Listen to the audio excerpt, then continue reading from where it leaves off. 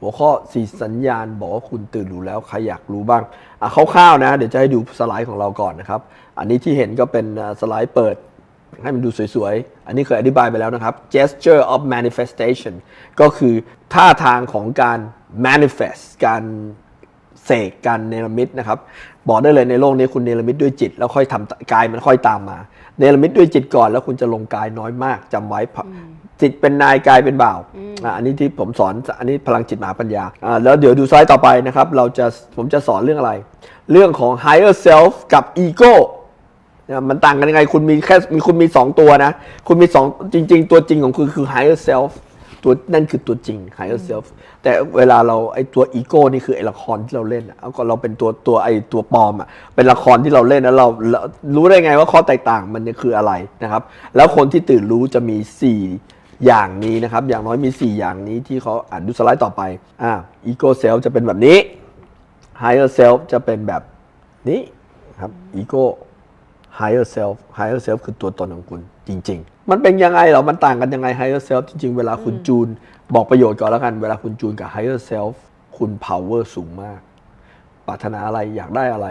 มันค่อยๆมาเลยมันแบบแทบจะเรียกว่าเกิดตอนนั้นมันเรียกว่าอิ่มเอมจนไม่ต้องมาอย่างได้เลยจนเหมือนเติมเต็มรู้สึกแบบทรงพลัง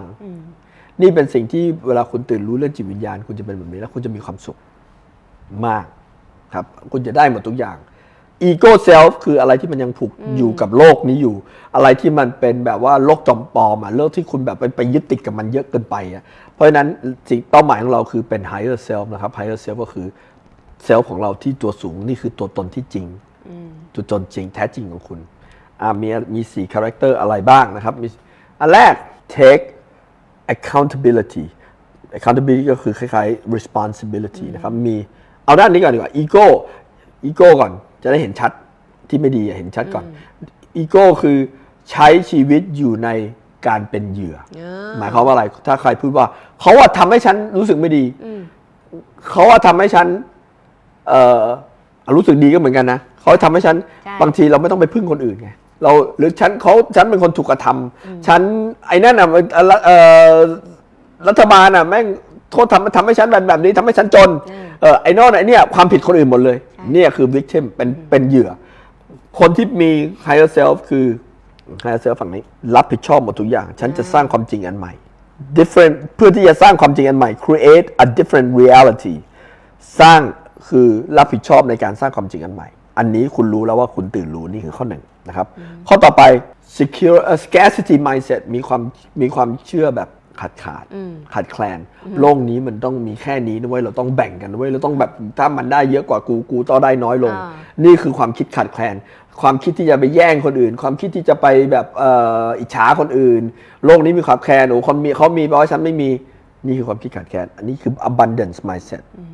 อันนี้คือเขาชอบหวงของไว้พวกครูโค้ชต่างๆที่ชอบหวงไม่อยากให้ลูกศิษย์รู้อยากต้องกักวิชาไว้ต้องโน่นนี่อะไรไว้พยายามเดี๋ยวจะมาแย่งลูกศิษย์ฉันจะมาแย่งอันนั้นแหละเรียกว่า scarcity mindset อันนี้คือมีเต็มไปหมดประเทศนี้ลูกค้าเต็มไปหมดประเทศนี้เราช่วยคนได้เยอะโลกนี้มีเงินมั่งคั่งเหลือเฟือนี่คือ abundance mindset ความมั่งคั่งเหลือเฟือมีความคิดแบบนี่คือตัวจริงของคุณถ้าเราคิดแบบนี้เราผิดทางแล้วคิดแบบนี้คือถูกทางนะครับsee mistake อันนี้คือ see mistake มองเห็นแต่ข้อผิดพลาดของตัวเองด้วยของคนอื่นด้วย see lessons มองเห็นแต่บทเรียนเราได้เรียนรู้อะไรทุกสิ่งมีบทเรียนให้เราทั้งนั้นมองเห็นแต่บทเรียนอันนี้คือห่วงแต่ข้อผิดพลาดอยู่นั่นนะพูดอยู่นั่นเสียดายอันนี้คือฉันเรียนรู้อะไรได้บ้างฉันต้องการเป็นอะไรบทเรียนนี้มีอะไรดีๆพูดง่ายๆคือประสบการณ์นี้มีอะไรดีๆบ้างนี่เวลาคุณต้องการคุณกำลังดึงบทเรียนออกมาจากนั้นถามตัวเองว่าประสบการณ์นี้มีอะไรดีๆบ้าง complaints about everything ไอ้ก็ ego เนี่ยบ่นกับเรื่องทุกอย่างชอบบ่นคุณเคยเจอคนแบบนั้นไหมอันนี้คือขอบคุณทุกเรื่อง grateful and find joy in little moments ถ้าคุณเป็นผู้ตื่นรู้แล้วนะครับอันนี้ไม่ว่าจะศาสนาไหนปฏิบัติไปเลยจริงการเป็นผู้ตื่นรู้ทางด้านเป็นสูงอะไรเป็นคนที่ตื่นรู้ทางด้านจิตวิญญาณไม่จำเป็นต้องแบบว่าหมายความว่าฉันเช็คลิสต์ไปวัด100 ทีแปลว่าฉันตื่นไม่เกี่ยวนะมันคือ ปฏิบัติภายในมันคือโลกภายในทั้งนั้นนะครับ การขอบคุณและหา joy ความปิติสุขในทุกขณะเล็กๆนะครับอันต่อไปมีสไลด์อีกอันนึงที่อยากโชว์ higher self คือ I'm trying my best with what I have ego self นี่อยู่นี่ nothing is ever enough อันแรกคือฉันทำดีที่สุด ego ไม่เคยอะไรก็ไม่เคยพอ nothing is ever enough higher self บอกว่า my life has a purpose จิตประสงค์ฉันชีวิตฉันมีจุดประสงค์ฉันเกิดมาเวลาคุณจูนกับ higher self คุณจะรู้ว่าชีวิตคุณมีจุดประสงค์ตอนนี้ผมกำลังสอนเรื่องพวกนี้พอดีผมบอกด้วยว่าเรื่องนี้เป็นเรื่องที่สำคัญที่สุดคนที่ไม่เข้าใจคนที่เป็นมีแต่อีโก้เนี่ยจะมองจะใช้ชีวิตอยู่กับแค่โลกที่เขาเห็นจับต้องได้แค่นี้มันเป็นชีวิตต่ำๆชีวิตไม่ได้ต่ำในแบบเลวนะคือต่ำในแบบว่า vibration ต่ำแปลว่าอะไรโลกที่มันจับต้องได้มันเป็นแค่ผลลัพธ์แต่เมื่อไหร่ที่คุณพัฒนาจิตวิญญาณนะผลลัพธ์คุณโคตรจะเจ๋งเลยเพราะคุณรู้ด้วยว่าเมื่อไหร่ที่คุณจูนกับ higher self คุณทำสิ่งที่คุณเกิดมาเพื่อที่จะทำมันคุณเข้าใจป่ะเกิดมาเพื่อที่จะทำมันคุณจะรุ่งเรืองในทุกสิ่งคุณจะโคตรมีความสุขเงินมันจะหาง่ายเงินมันจะพังผูเข้ามามันจะเข้ามาเองคนจะแบบพยายามเลยดันด้นมาหาคุณจะมีความแรงดึงดูดอย่างมากคนจะดันด้นมาหาคุณขอร้องเอาเงินมาให้คุณอันนี้มันเกิดขึ้นจริงๆนะมันไม่ใช่ถ้าใครมาอยู่ในโลกขาดแคลนจะไม่เคยมีประสบการณ์เรื่องนี้นะแต่คุณรู้ไหมคนดันด้นเอาเงินมาให้ผมบางครั้งอย่างผมยังต้องปฏิเสธเป็นหลายครั้งที่ปฏิเสธนะไม่อยากได้เงินเขาเพราะผมรู้ว่าจุดประสงค์ของชีวิตของผมคืออะไรบอกราคาเลยว่า7 วันจุดประสงค์เพราะว่านี่ตอนนี้ราคาเนี่ยกำลังดีอยู่นะครับเป็นคนตอนนี้ราคาเท่าไหร่นะราคาคอร์สเดียว 26,900 บาทค่ะตอนนี้วันนี้ให้ราคาพิเศษ 21,900 บาทใช่ค่ะเฉพาะวันนี้นะเฉพาะวันนี้ผมจะเริ่มสอนวันที่7 ธันวานะครับอีก7 วันนะครับอีก7 วันเกิดผมเองนะครับแล้วก็ทุกคนมาเกิดใหม่กันหมดเลยจะคุณจะรู้จุดประสงค์ของชีวิตแล้วก็มีสูตรให้คุณทำง่ายๆให้คุณเข้าใจง่ายๆนะครับจูนตัวเองกับเรื่องนี้เป็นเรื่องที่ทุกคนที่จะอยากจะประสบความสำเร็จด้านจิตวิญญาณนะต้องเรียนรู้ว่าคุณเกิดมาเพื่ออะไรคุณไม่ได้เกิดมาเพื่อไปเป็นสาวกใครคุณเกิดมาเพื่อการตื่นรู้ของคุณเองคุณตื่นรู้เปิดมาเพื่อการเติมเต็มชีวิตของคุณเองคุณไม่ได้เกิดมาเพื่อรับใช้จุดประสงค์ของคนอื่นเก็ตป่ะคุณไม่ได้เกิดมาเพื่อโดยแม้กระทั่งพ่อแม่ด้วยนะแม้กระทั่งพ่อแม่หรือคนอื่นคือถ้าคุณรับใช้ของคุณแล้วคุณจูนอันนี้ไม่ได้แบบบอกให้แนะนำให้ต่อต้านพ่อแม่หมายความว่าถ้าคุณสามารถจูนจุดประสงค์ของพ่อแม่หรือขององค์กรก็ยังได้จากกับจุดประสงค์ของคุณเองนั่นก็เป็นทางเลือกอีกอันหนึ่งนะคุณสามารถทำให้2 อันมันอไลน์กันได้จูนกันได้แต่ไม่จำเป็นแต่เมื่อไหร่ที่คุณไม่รู้สึกฟูลฟิลในตัวเองนั่นแหละตอนนั้นเป็นปัญหาเวลาคุณรู้สึกไม่รู้ทำไปทำไมเข้าใจไม่รู้สึกทำงานนี้ไปทำไมมาเรียนคอร์สนี้เลยครับชื่อว่า7 วันสู่จุดประสงค์ชีวิตภาษาอังกฤษชื่อว่า awaken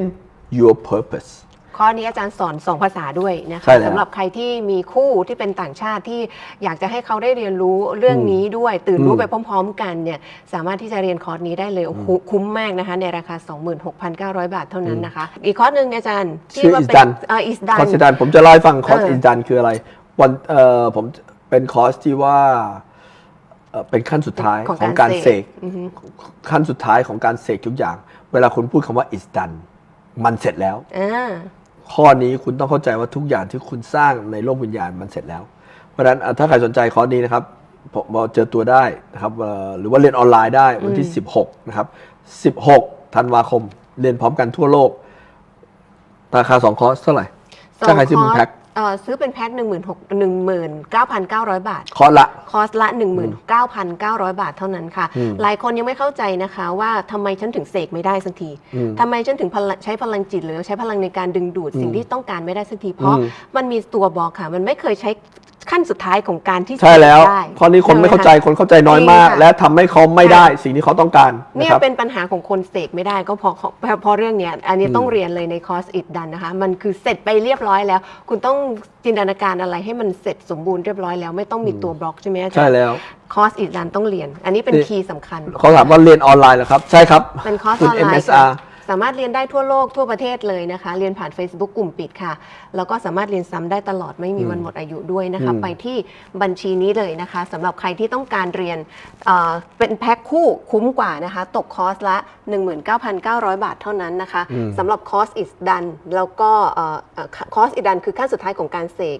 และ 7 วันสู่จุดประสงค์ของชีวิตเรื่องนี้คุณต้องรู้ว่าคุณเกิดมาเพื่ออะไร แล้วคุณจะใช้ชีวิตเพื่อไปสู่จุดเป้าหมายของคุณได้ยังไงและทำยังไงให้สำเร็จได้ จุดเป้าหมายของการที่มาเกิดครั้งเนี้ยคุณจะเกิดอาจจะเกิดหลายครั้งหรืออาจจะไม่เกิดแล้วอะไรก็ว่าไปแต่การมาเกิดครั้งนี้ ถือว่าสำเร็จ